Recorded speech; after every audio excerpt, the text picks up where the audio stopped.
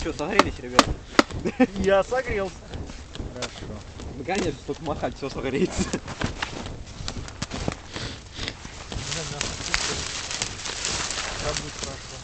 Вот и достал, блин. Знаешь, похоже на сыр такой. А, это косички. Косичка, да. Мой любимый, кстати. Да. Че, больше всего обожаю его, косичку прям. Офигенно, он дорогой. он вредный. Вредный.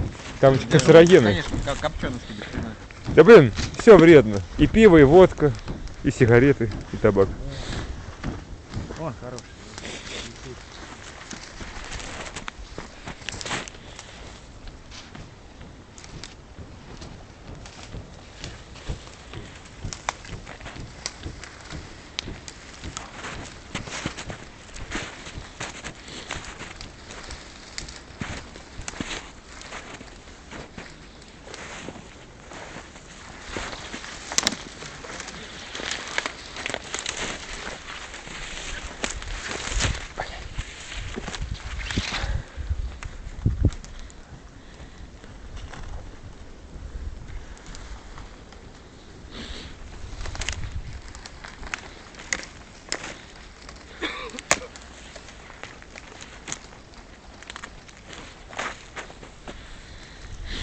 Серег, смотри, надо снимать видео.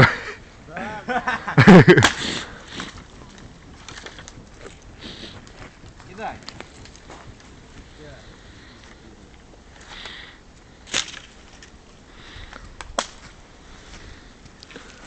Артем? В голову.